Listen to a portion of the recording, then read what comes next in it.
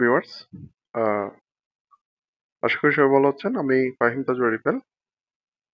আজকে আমরা ফান্ডামেন্টাল স্টাডির ইকোনমিক ডাইভারজেন্সের চতুর্থ পার্ট নিয়ে আলোচনা করব।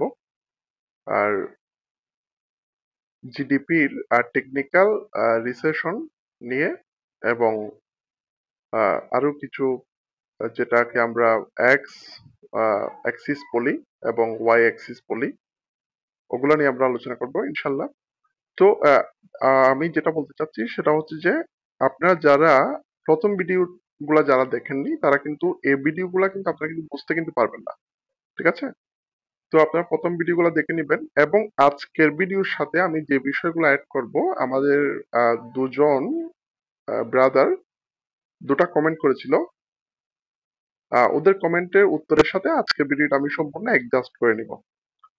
প্রথমে সাব্বির শেখ লিখেছেন, ভাইয়া রিয়াল জিডিপি চার্টে কিভাবে দেখব এবং 1 নাম্বার ভিডিওর ইন্টারেস্ট রেট ইনফ্লেশন নিয়ে এই বিষয়গুলো চার্টে কিভাবে দেখবো এগুলা নিয়ে, এটাই। দ্বিতীয় নম্বর মিলন হোসেন লিখেছেন, ইউএস এর জিডিপি কিভাবে চেক করতে পারবো? তাহলে এই দুটা প্রশ্নের একই উত্তর, ঠিক আছে? তাহলে একই উত্তর। ট্রেডিং ইকোনমিক্সে গিয়ে আমরা আমাদের জিডিপি চার্ট দেখে নিব। আমরা চার্টস বক্সে যাব। আমরা না হলে আমাদের প্রিভিয়াস 2024 কিংবা 21-এর আমাদের জিডিপি চার্ট দেখাবে, আমরা এখানে লিখে নিব United states GDP growth rate. তাহলে এটা আমরা দেখে নিব একটু। এখান থেকে আমরা মূলত আমাদের জিডিপি চার্টটা দেখব। তো আমরা এই তো দেখা যাচ্ছে আমাদের জিডিপি চার্ট। আপনাদের প্রথম প্রশ্নের উত্তর পেয়েছেন। এখন আপনাদের দ্বিতীয় প্রশ্ন ছিল হচ্ছে ইনফ্লেশন রেট কিংবা ইন্টারেস্ট রেট নিয়ে। আমি ইনশাল্লাহ নেক্সট ভিডিওগুলোতে আমি এগুলা নিয়ে আসবো। তবে আমাদের যেহেতু জিডিপি বিষয়গুলো এখনো যেহেতু শেষ হয়নি, আমরা ওই ভিডিওগুলো কিন্তু এখনো কিন্তু আনতে কিন্তু পারছি না, কারণ আমরা স্টেপ বাই স্টেপ শিখবো, না হয় আমাদের একটু ব্যতিক্রম হয়ে যাবে সেক্ষেত্রে। আচ্ছা, যাই হোক, বেশি কথা না বাড়াই। তাহলে আমরা এখানে একটা জিডিপি দেখতে পাচ্ছি। আমরা দেখতে পাচ্ছি 2025 সালে কোয়ার্টার ওয়ান। আর কোয়ার্টার ওয়ানে আমরা 0.5%, মানে এটা হ্রাস পেয়েছে 0.5%। আপনাদেরকে আমি বারবার বলছি একটা কথা, এই ভিডিও গুলা যারা দেখছেন এগুলো হচ্ছে ইকোনমিক্যাল ফান্ডামেন্টাল ভিডিও। ফান্ডামেন্টাল বিষয়টা মোটামুটি কঠিনই আছে। তো স্টেপ বাই স্টেপ আপনারা যদি না বুঝেন এগুলো কিন্তু আপনারা বুঝতে পারবেন না। এবং আপনারা প্রিভিয়াস ভিডিওগুলো দেখে এই ভিডিওগুলো দেখবেন স্টেপ বাই স্টেপ। যারা না বুঝেন তারা কয়েকবার দেখবেন এবং কমেন্ট করতে পারেন চাইলে। যাই হোক, 0.05% নিচে নেমে এসেছে। এটা হচ্ছে হ্রাস পেয়েছে 2025 সালে কোয়ার্টার ওয়ান এর জিডিপি। ওকে, তাহলে আমরা বুঝতে পারছি কি 2025 সালে কোয়ার্টার ওয়ান মানে জানুয়ারি ফেব্রুয়ারি মার্চের মধ্যে বর্তমানে মানে 0.5% ডাউন হয়ে গেছে, ঠিক আছে?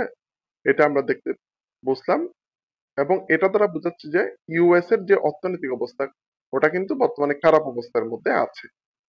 আমরা একদম লাইভ প্র্যাকটিক্যালি আমরা কি করছি, অ্যানালাইসিস বা স্টাডি করছি।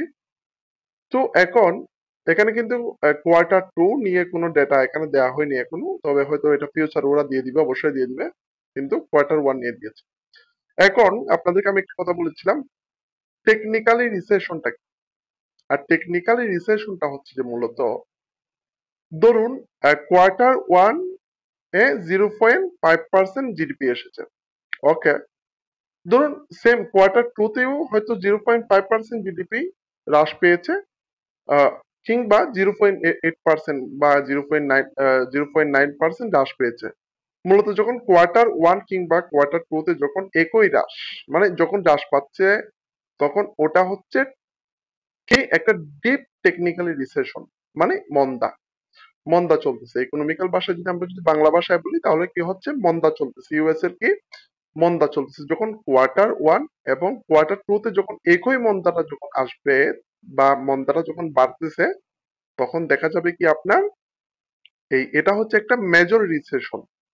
মানে একদম এই মন্দাটা কোয়ার্টার থ্রি কিংবা ফোরে কিন্তু কি করতে পারে, এগাইতে পারে। মানে কোয়ার্টার ওয়ান এবং কোয়ার্টার টু তে যখন মানে প্রথম 6 মাসে যখন একটা রিসেশন যখন তৈরি হয়ে যায়, তখন ওই মন্দাটা কিন্তু বছর খানিক থাকার একটা পসিবিলিটি থেকে যায়। এবং ওটা যদি বছর খানিক যদি থেকে যায়, তখন ওটা কিন্তু পরের বছরও থাকার একটা পসিবিলিটি থাকে। যার কারণে গোল্ড কি হয়, ডিমান্ড পায় এবং গোল্ড আপ ট্রেন্ডে কন্টিনিউ করে। আমরা একদম সংক্ষিপ্ত আকারে বোঝার ট্রাই করতেছি। যারা বুঝবেন না তারা অবশ্যই কমেন্ট করবেন, যেহেতু আমরা ভিডিও দীর্ঘায়িত করবো না। আর ভিডিও দীর্ঘায়িত করলে আমরা বোরিং ফিল করব, আপনারা নিজেরাই বোরিং ফিল করবেন, প্লাস কিছু শিখতে পারবেন না। সুতরাং আমরা কোনো ধরনের বোরিং ফিল করতে চাই না। এখন আমরা পরবর্তী স্টেপে চলে আসি। আমরা এখানে দেখতে পাচ্ছি এই যে ধরুন বর্তমানে তো আমরা ট্রেডিং ইকোনমিক্স যে ওয়েবসাইটে গিয়েছি, ওখানে কিন্তু কোয়ার্টার টু নিয়ে কোনো ডেটা বর্তমানে দেওয়া হয়নি। আমরা এটা একটা জাস্ট কাল্পনিক। ধরুন কোয়ার্টার টু তে কি হয়েছে, এই সেম রিসেশনটা এসেছে বা 0.8% রিসেশন এসেছে, হ্রাস পেয়েছে।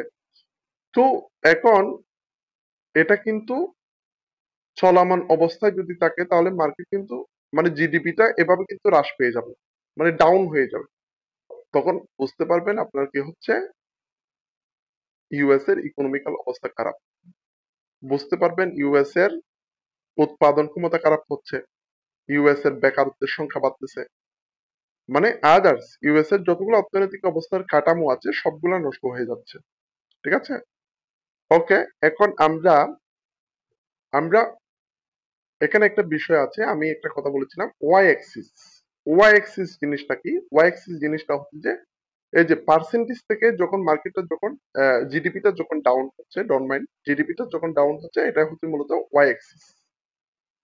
ঠিক আছে, এটাই। তো এখন এখানে আমরা কিছু সাংকেতিক কিছু শব্দ দেখতে পাচ্ছি।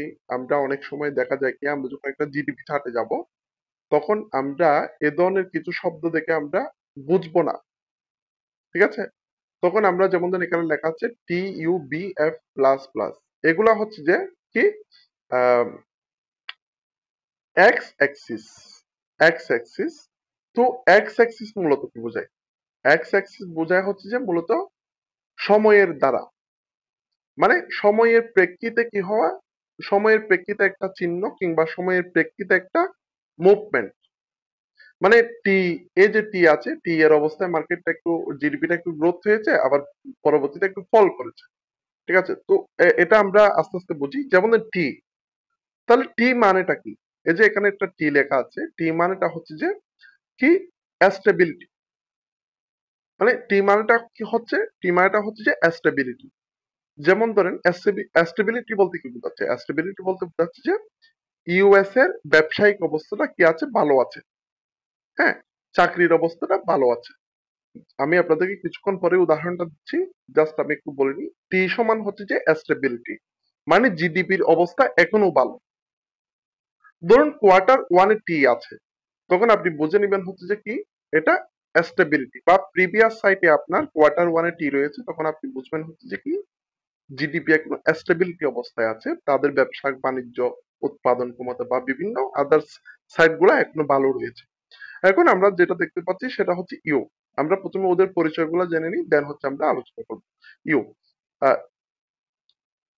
ইউ, ইউ মানে কি? ইউ মানে হচ্ছে আনসার্টেনটি। ঠিক আছে, তো এটা মূলত কি বোঝাচ্ছে? এটা মূলত হচ্ছে আনসার্টেনটিটা কখন তৈরি হচ্ছে, আনসার্টেনটিটা তৈরি হচ্ছে হচ্ছে যখন একটা যুদ্ধ তৈরি হচ্ছে বা যখন একটা হাঙ্গামা তৈরি হচ্ছে। যেমন ধরেন গত কিছুদিন আগেও আমরা যেটা শুনতে পেয়েছিলাম, রাশিয়া ইউক্রেনের সাথে যে একটা যুদ্ধ হয়েছে, বা তখন ডলারের একটা নেগেটিভ একটা প্রভাব পড়ার ফলে স্টক মার্কেট, ইউএস এর যে স্টক মার্কেট আছে ওগুলা কি হচ্ছে, দশ নামে। মানে গোল্ড যখন মূলত যখন পজিটিভে চলে যায়, তখন ইউএস এর স্টক মার্কেট গুলা কি হয়, দশ নেমে যায়, সহজ ভাষায় একদম। ধরুন গোল্ড ডিমান্ড পাচ্ছে, তাহলে ডলারের বিপরীত সাইড হচ্ছে গোল্ড। তাহলে গোল্ড যদি ডিমান্ড পেয়ে যায়, তাহলে ডলার কি হচ্ছে, নেগেটিভ হচ্ছে, ফল করতেছে। তাহলে এটা হচ্ছে আনসার্টেনটি। ঠিক আছে, ওকে। এখন আমরা বি তে চলে আসবো।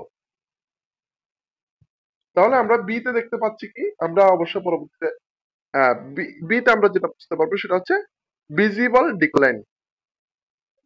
ডিক্লাইন, ভিজিবল ডিক্লাইন, এটা হচ্ছে যে একদম উৎপাদন ক্ষমতা একদম নিচের দিকে চলে আসে, মানে একদম লো হয়ে যাওয়া, জিডিপি আস্তে আস্তে কমে যাচ্ছে, বোঝাচ্ছে ফল। এরপরে এফ এ আছে ফল। ফল হচ্ছে যে একদম খারাপ অবস্থা, স্টক মার্কেট একদম দশে নেমে গিয়েছে, কোম্পানির অবস্থা খুব খারাপ, বা ওই দেশের কোম্পানির অবস্থা খুব খারাপ। এখন আমরা পরবর্তীতে যেটা দেখতে পাচ্ছি সেটা হচ্ছে প্লাস প্লাস। প্লাস প্লাস হচ্ছে রিকভারি। মানে এতগুলা সবগুলার বিষয়গুলা ঘটার পর ইউএস কি করতেছে, আস্তে আস্তে ওদের ইন্টারেস্ট রেট কিংবা ইনফ্লেশন রেট বাড়িয়ে সবগুলা ওদের যেদিকে যেদিকে করা দরকার, ওদের ওদের উৎপাদনটা বাড়াতে চাচ্ছে, বা ওদের ইকোনমিক অবস্থাটা কি কি করতে চাচ্ছে, ভালো করতে চাচ্ছে, গুড করতে চাচ্ছে। তখন এটা হচ্ছে কি প্লাস প্লাস, বা এটাকে আমরা রিকভারি বলতে পারি। দুটা প্লাসকে আমরা কি করতে পারি, কি বলতে পারি, রিকভারি বলতে পারি। ওকে, হাট আমরা দেখি। এই তো আমরা দেখতে পাচ্ছি, যেমন ধরেন Q1, Q1 আমরা দেখতে পাচ্ছি 2025 সালের Q1। এটা কাল্পনিক একটা জাস্ট চার্ট, আমি আপনাদেরকে ব্যাখ্যা করে দেখাচ্ছি। Q1, তাহলে Q1 আমরা দেখতে পাচ্ছি জিডিপিটা ভালো অবস্থায় ছিল। তাহলে তাহলে এখানে সাংকেতিক চিহ্নটা কি হবে? এখানে সাংকেতিক চিহ্ন হবে স্টেবিলিটি, মানে টি। এখানে যদি এখানে একটা টি থাকতে পারতো, এখানে একটা টি থাকতে পারতো, তাহলে এটা একটা স্টেবিলিটি হচ্ছে। এখন ইউতে দেখেন Q2, মানে এপ্রিল থেকে শুরু হয়েছে। আহ, এপ্রিল থেকে যখন এই 2025 সালে দেখতে পাচ্ছি আমরা মার্চের দিক থেকে এটা মার্কেট এই জিডিপিটা একটু ডাউন আসতেছে, তখন এটা কি হচ্ছে, একটা মন্দা তৈরি হচ্ছে, যেটা হচ্ছে ইউ দ্বারা বোঝাচ্ছে কি, ইউ দ্বারা বোঝাচ্ছে আমাদের এই একটা মন্দা হচ্ছে। তাহলে কি বোঝাচ্ছে, আনসার্টেনটি। তাহলে এই জিনিসটা বোঝার পর আমরা বি তে চলে আসি। তাহলে ভিজিবল ডিক্লাইন, মানে মার্কেটটা একদম কি হয়ে যাচ্ছে, জিডিপি পড়ে যাচ্ছে আস্তে আস্তে, এবং উৎপাদন ক্ষমতাটা কমে যাচ্ছে, এবং এফ এ একদম ফলস করে ফেলেছে Q4, মানে 2025 সালের একদম ডিসেম্বরের শেষে। ঠিক আছে, এই যে Q1 2026 সালে প্লাস প্লাস করে রিকভারি হলো, ওদের আবার ইউএস ওদের অর্থনৈতিক অবস্থা ভালো করে মার্কেট জিডিপি কে আবার আপে মুভমেন্ট করিয়েছে, অথবা জিডিপির অবস্থা ভালো হয়ে গিয়েছে। তাহলে ডলার আবার পজিটিভ হয়েছে। এতদিন ডলার এখান থেকে নেগেটিভ ছিল, Q1 এর পর থেকে নেগেটিভ ছিল। এই যে আমরা প্রথম অবস্থায় একটা জিডিপি ছাড় দেখতে পেয়েছিলাম, 0.5% হ্রাস পেয়েছে, ওই জিনিসটা হচ্ছে আনসার্টেনটি বিষয়। তো ওটা যদি Q3-তেও যদি ঘটে, তাহলে Q4-এ গিয়ে কি হয়, একটা ফল হয়ে যাওয়ার একটা পসিবিলিটি থাকে। হ্যাঁ, একটা ফল হয়ে যাওয়ার পসিবিলিটি থাকে। হয়তো 2026 সালে হয়তো রিকভার হইতেও পারে, এটা আবার রিকভার নাও হতে পারে, আশা করি। ইনশাল্লাহ আমরা নেক্সট ভিডিওতে এভাবে ইনশাল্লাহ আস্তে আস্তে আলোচনা করবো। আমরা বেশি কিছু শিখবো না, আমরা যদি একটা ভিডিও যদি লং ডিটেইলস করি, তাহলে আপনারা কিছু শিখতে পারবেন। আমরা অল্প অল্প, আমরা 5-10 মিনিট শিখবো, এতটুকুই আমাদের কাজ দিবে। আমরা যতটুকু হলে আমরা গোল্ডে প্রফিট করতে পারবো বা মার্কেটে প্রফিট করতে পারবো, এতটুকুই আমাদের জন্য enough। ঠিক আছে, ওকে, ধন্যবাদ। সবাই ভালো থাকবেন, সুস্থ থাকবেন, এবং আমার জন্য একটু দোয়া করবেন। আসসালামু আলাইকুম ওয়া রাহমাতুল্লাহ। সবাই সালামটা অবশ্যই গ্রহণ করবেন, যেহেতু সালাম নেওয়া কিন্তু একটা কর্তব্য মধ্যে পড়ে, অবশ্যই সালাম নেবেন। এই দোয়া রইল সবার জন্য।